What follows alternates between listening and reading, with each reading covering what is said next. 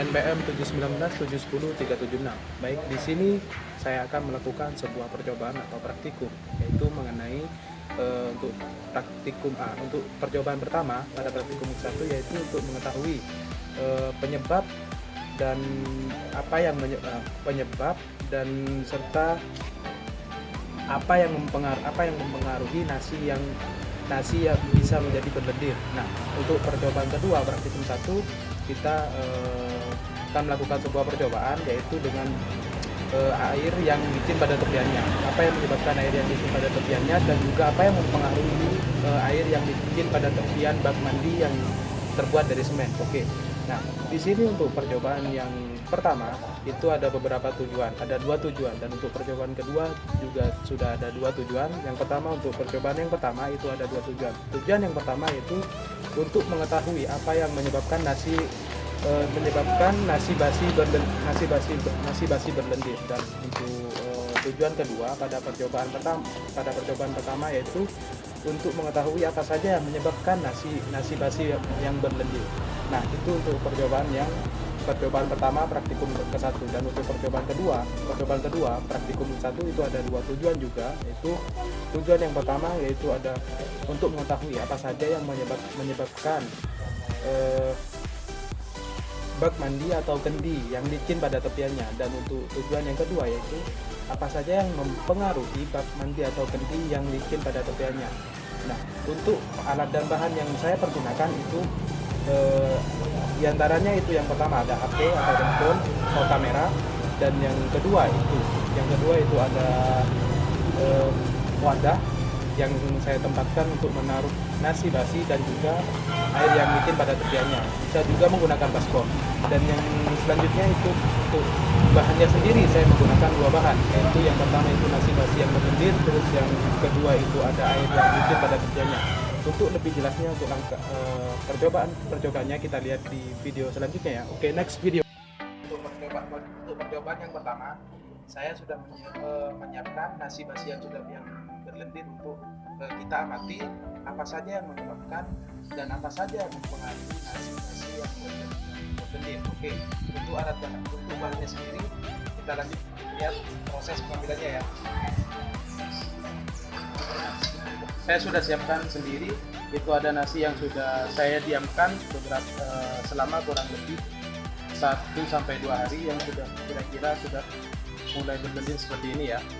Nah, contohnya seperti ini. Oke, kita taruh saja secukupnya seperti ini.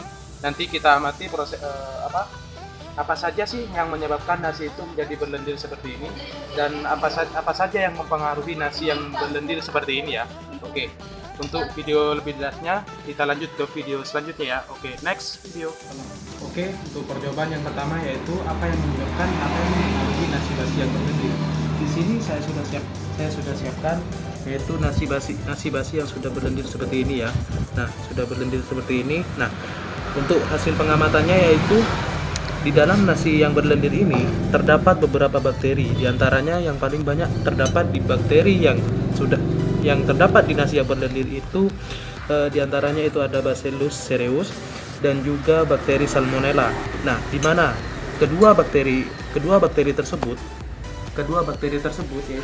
yang dapat yang ketika masuk ke tubuh kita itu akan menyebabkan keracunan pada diri kita jika kita salah mengonsumsi ataupun mengolahnya tidak pada proses pengolahnya. Jadi seperti itu. Untuk teorinya sendiri seperti untuk bakteri Bacillus cereus, menurut Dewanti tahun 2005 menyatakan bahwa keracunan makanan siap santap terjadi karena bakteri patogen bukan pembentuk spora melalui kontaminasi silang atau cross contamination maupun kontaminasi ulang recontamination yang sering terjadi apabila sarana atau wadah atau alat pengolahan dan penyimpanan digunakan bersama, baik untuk bahan mentah maupun bahan yang telah matang. Kontaminasi ulang terutama terjadi karena kurangnya sanitasi atau higienis penyimpanan yang tercemar, serta oleh pekerja yang tidak menjaga kebersihan dirinya.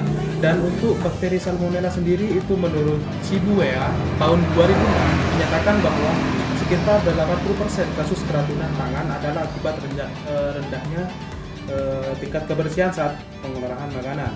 Buruknya sanitasi menjadi pendorong perkembangan mikrobia patogen, foodborne patogen, yang pada gilirannya menyebabkan keracunan. Mikrobia patogen menempati posisi teratas penyebab keracunan pada pangan dengan jumlah kasus 80-90%. Nah, untuk lebih jelasnya atau detailnya, maka saya akan jelaskan di videonya untuk selanjutnya, video pembahasan teorinya, kaitan dengan teorinya untuk selanjutnya. Oke, next video. Penyebab dan apa yang mempengaruhi nasi basi menjadi berlendir disebabkan oleh bakteri Bacillus cereus dan bakteri Salmonella. Keberadaan bakteri cereus pada nasi bisa mengindikasikan bahan baku atau nasi atau berasnya yang sudah mengandung spora B. cereus atau terjadi kontaminasi selama rantai penyediaan. Menurut Dewanti tahun 2005 menyatakan bahwa keracunan makanan siap santap terjadi karena bakteri patogen membentuk spora melalui kontaminasi silang maupun kontaminasi ulang yang terjadi setelah pemasakan. Menurut Shibuya tahun 2006 menyatakan bahwa sekitar 80% kasus keracunan tangan adalah akibat rendahnya tingkat kebersihan dan saat pengelolaan makanan. Buruknya sanitasi menjadi pendorong perkembangan mikrobia patogen yang pada gilirannya menyebabkan keracunan.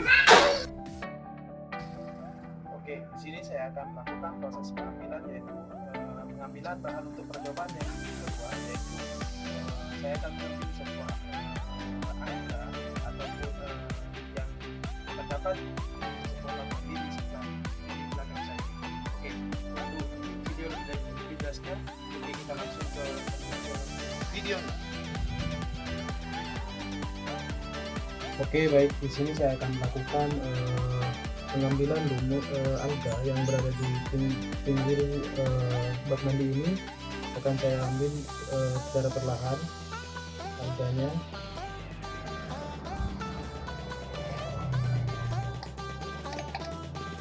Mungkin seperti ini.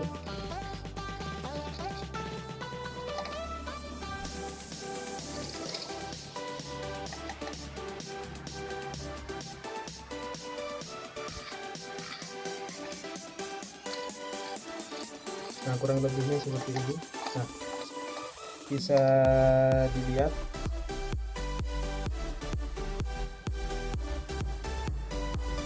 mungkin terlalu banyak air.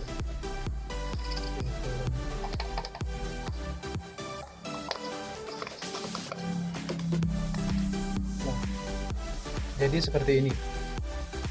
Nah, jadi seperti ini hasil yang sudah saya ambil. Air atau alga yang berada di tepian bak mandi yang sudah saya ambil. Nah, seperti ini hasilnya. Oke, untuk video pengamatannya kita lanjut ke video selanjutnya. Oke, next video. Oke, di sini saya sudah mendapati bahan untuk percobaan kedua, yaitu ada air yang saya ambil dari tepian bak mandi yang terbuat dari semen. Nah, seperti ini contohnya, air yang tepiannya licin ya, yang ada bukan lumut tapi dalam praktikum itu kita namakan alga yang warna hijau. Nih, fokus.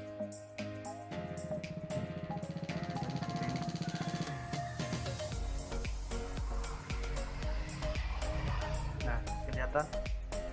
Oke. Nah, untuk pengamatannya kita akan lakukan sekarang. Nah, saya sudah ambil sedikit sampel dari bahan yang sudah saya ambil tadi. Nah, dimana air ini atau alga ini yang kita akan amati terdapat apa saja pada tepian bak mandi yang tadi sudah saya ambil. Nah, apa saja yang mempengaruhi bak mandi atau kendi sehingga tepiannya itu menjadi licin, dan apa saja yang menyebabkan bak mandi atau kendi itu pada tepiannya itu menjadi licin. Nah, seperti contoh ini. Nah, fokus. Nah, kelihatan. Nah, seperti ini. Nah, bisa dilihat di video. Nah, kira-kira di video itu kelihatan apa saja yang terdapat di video. Nah,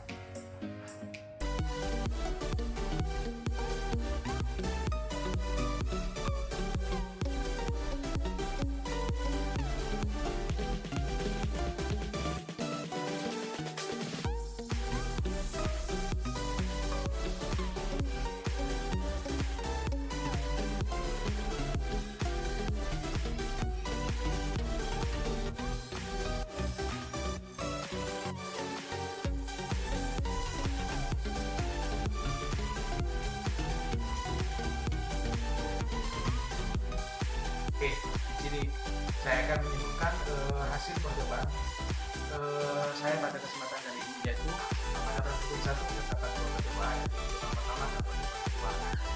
Saya akan menyebutkan dari kedua percobaan tersebut ya.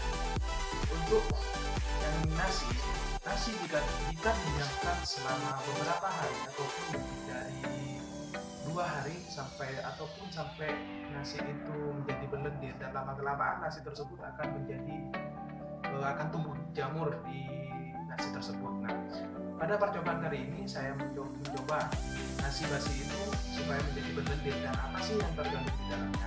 Nah, ternyata setelah saya coba, nah, di dalam nasi tersebut itu mengandung beberapa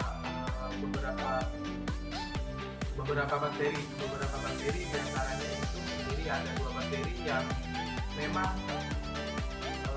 banyak terdapat di dalam nasi tersebut. Yang pertama itu ada bakteri Bacillus cereus, dan yang kedua itu ada bakteri Salmonella. Nah, kedua bakteri ini memang pada saat nasi basi itu menjadi berlendir, maka bakteri itu akan muncul di dalam nasi tersebut. Nah, di percobaan yang kedua saya juga menemukan mengapa sih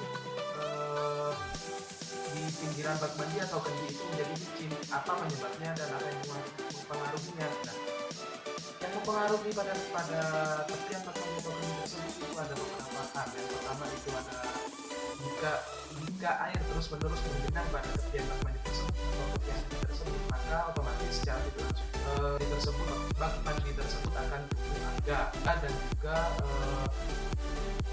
plankton lainnya yang akan menyebabkan pinggiran tepian bak mandi itu menjadi licin. Nah, seperti itu ya guys. Nah, saya menyimpulkan dari percobaan pertama dan kedua itu seperti itu. Nah, sebelum menutup video ini, ada kalanya kalian like, komen di kolom komentar, nah, dan juga subscribe channel ini ya guys. Semoga bermanfaat untuk kedepannya. See you next video. Bye bye. Assalamualaikum warahmatullahi wabarakatuh.